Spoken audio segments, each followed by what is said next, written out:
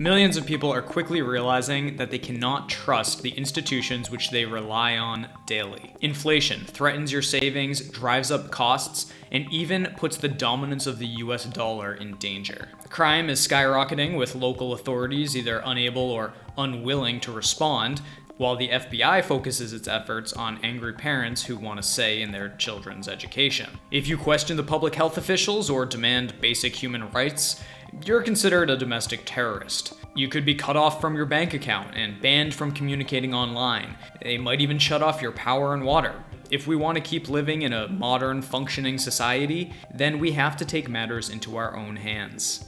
Every level of government, big tech, big pharma, the corporate media, and those faceless, nameless experts cannot be trusted to provide the goods and services that keep society running. In fact, they've become the biggest threats to your freedom and security. But even if we depend on what those legacy institutions provide, that does not mean that we have to rely on those institutions themselves. It's time to take back control by rebuilding the foundations of the economy and society at the local and backyard level from the ground up. This is what it means to build a parallel economy. Below is a list of 12 ideas to help get you thinking about the types of businesses that will help build this parallel economy. This list is far from exhaustive. As you watch, it might spark other ideas for products and services that you could offer to give people an alternative and make money in the process. Number 1, teach classes that offer independence. Help people build skills and become more independent by offering training in your area of expertise. There are many people who don't want to have to rely on banks, grocery stores, or the power grid, to name a few examples. And therefore, a few examples of things which may be in high demand include growing the maximum number of calories on the smallest plot of land, building off-grid solar and rainwater systems, or using DeFi, decentralized finance, in order to maintain custody over your own funds. And you'll want to market to your customers by showing them the benefit that they'll receive. For example, don't say how to use cold storage crypto wallets. Offer how to securely save money without banks. You're showing them the benefit that they'll get out of it, not a feature of the product or service that you're providing. Another example is don't say how to grow the most calorie-intensive crops. Instead, try never worry about empty grocery stores again. 2. Job training and college alternatives. Lots of people are thinking about working for themselves, or at least not working for a large corporation that doesn't even respect basic bodily autonomy. Can you teach people how to start a certain business or any skill that would allow them to freelance? Think about any expertise you have that could help people boost their job or income prospects. Even better if your training is helping people become part of the parallel economy. But even just providing people with the skills to work from home increases their individual independence and therefore increases the population-wide resilience, which does strengthen the parallel economy. In fact, after you establish any parallel economy business, you might earn side income by training people to create something similar. Or you might run training courses as a way to recruit new talent and offer the best students a position to work for you. This figures into the type of parallel economy business which I'm working on. Most universities are just overpriced propaganda factories where Marxist professors indoctrinate young, impressionable adults into believing harmful, destructive ideologies. They largely no longer provide training that will help students succeed in the real modern world. And it's becoming harder to meet lifelong friends and valuable connections amid the woke censorship. My college alternative will allow young people to come together to live in a campus atmosphere, to work on a self-determined project, paired with successful mentors who can guide them in their specific fields. This self-directed learning, coupled with expert guidance, will be much less expensive while providing exposure to the types of skills that actually matter in the economy today. You'll be hearing much more about this topic from me soon. 3. Mutual aid societies. Mutual aid societies were once a popular way for new immigrants to the United States to support one another. Italian-American, German-American, and Spanish-American clubs didn't just host events, but also built hospitals and cemeteries for their members. Many beautiful turn-of-the-19th century buildings in cities across the US were built by mutual aid societies and included gyms and event spaces for members. Mutual aid societies charged dues of their members, who in turn received healthcare and other exclusive club benefits.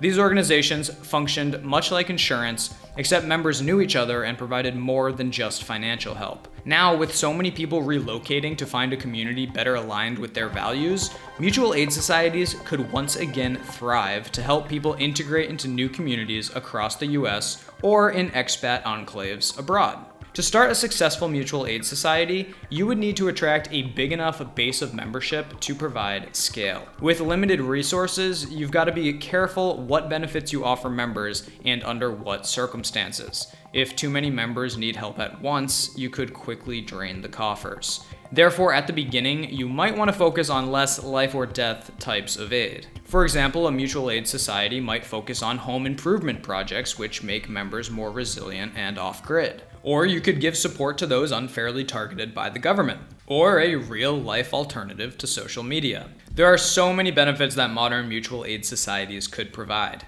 But the most important is probably just community support, to know that you won't be alone if times get tough. Number 4, security. Local governments use police and provide some nominal level of physical security, as well as basic crime investigation. But any serious crime is generally escalated to state or federal agencies, or if you really want results, private investigators. In a rural place without much police presence, or if your local police are inept or corrupt, people may want more security. You could set up offline or encrypted home security systems, as in not using spying big tech like Amazon's Ring doorbell. More on this later. You might offer monitoring services, random patrols, and security for special circumstances and events. If you know, for example, a person or a business that always has trouble with vandals, thieves, or trespassers, you could start by figuring out how best to solve that problem for them. Does it require simple monitoring, physical intervention, or another creative way to deter crime? As with any business, what you want to think about is how you can solve a problem that somebody has.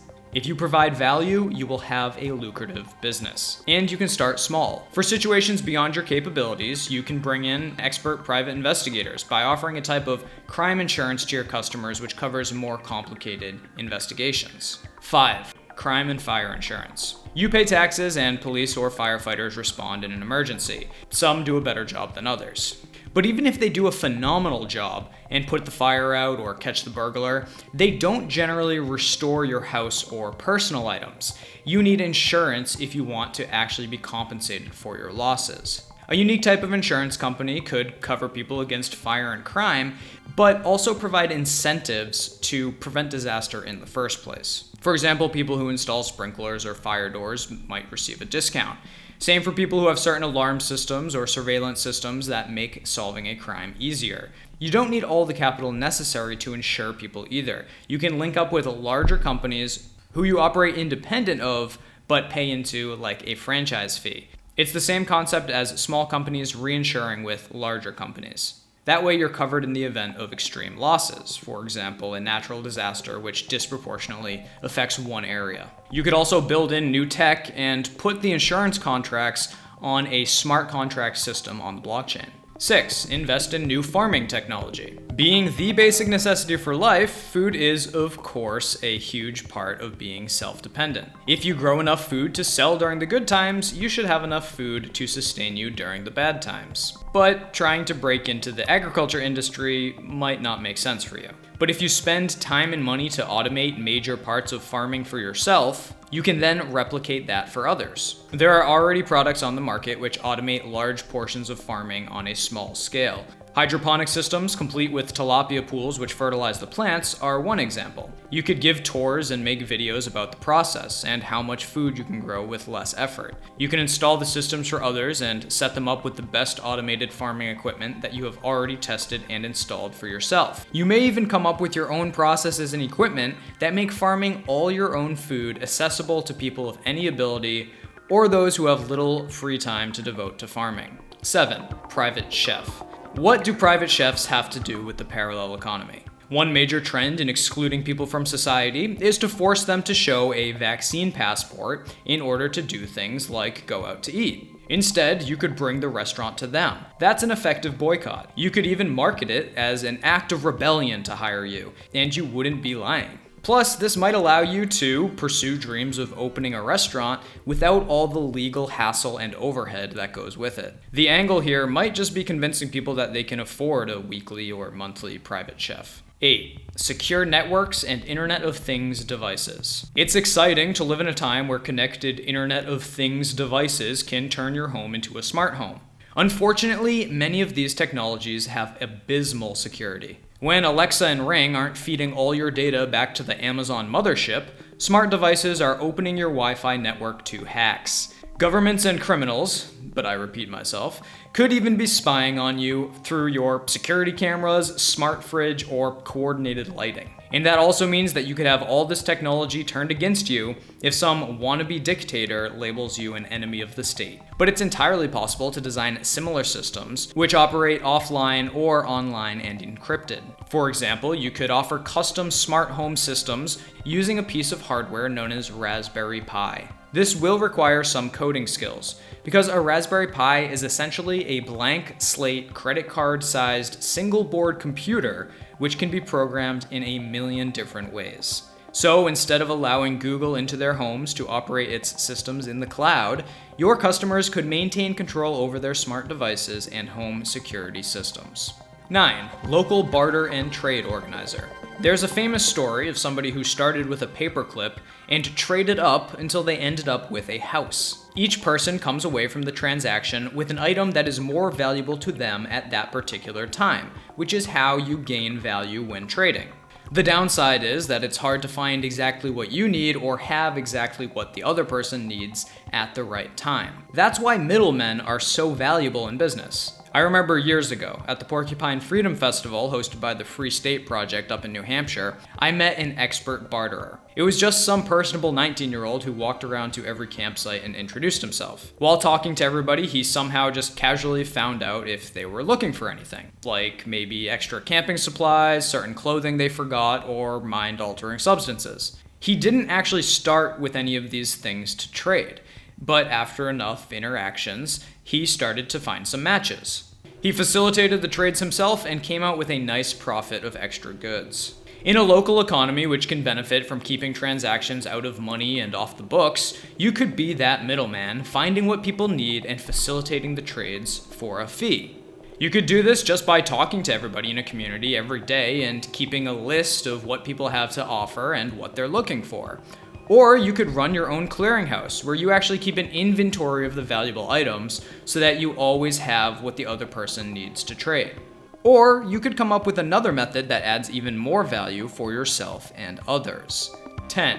Build an exchange app. This is the same principle as being a local trade and barter organizer, but instead of doing it in person, you build the capabilities into technology. This could be an app unique to your area, or a system which could be adopted by other communities. Or you could build the program from the beginning intending to scale for universal adoption. There are already some apps like this that exist. Just search barter and trade apps. So your first step would be to try them out and see what they do right and what they might be missing. If you find that they actually offer everything you need, then instead you might as well just build your barter and trade organization using the app. There's no point in reinventing the wheel. But if people in your local area aren't quick to adopt the technology, you can do it for them and facilitate the trades. 11. Health coach. Sometimes when building a business in the parallel economy, you have to be a little bit careful about the wording of what you're offering just to make sure that you don't run afoul of any local laws. And to be clear, you don't want to be doing anything illegal.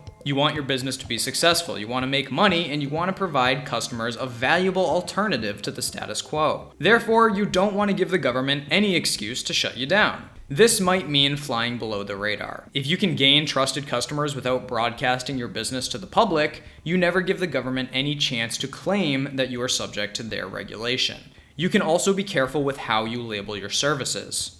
For example, in states which absurdly require a dietitian license to sell diet advice, you might call yourself a life coach instead of a diet coach. A personal trainer might become a workout buddy, a counselor, and advice guru. These types of services are important because the healthcare industry has been compromised by the authoritarian politics of COVID-19. You can't always avoid hospitals. Western medicine is great at treating traumatic injuries, and it would be difficult to compete with mainstream institutions in this field. But Western medicine is terrible at treating long-term chronic conditions. Often it causes them. Just pop these dozen pills and come back for more when your kidneys and liver start shutting down. But the root cause of many Western diseases is poor diet and lack of exercise. Dealing with inflammation is key to preventing the worst health outcomes before they occur. Not everything in medicine applies here, and for some problems, people should go with mainstream medicine, especially if they're already actively dealing with a disease. But amid the COVID pandemic and trust in doctors declining, there's a powerful marketing message here to get people to take their health seriously before problems arise. As a health coach, you could also hold classes such as medicinal plant workshops to both help people and attract clientele. There are countless ways to control pain, inflammation, minor injuries, and health problems using plants, exercises, and natural methods. And there is a huge marketing opportunity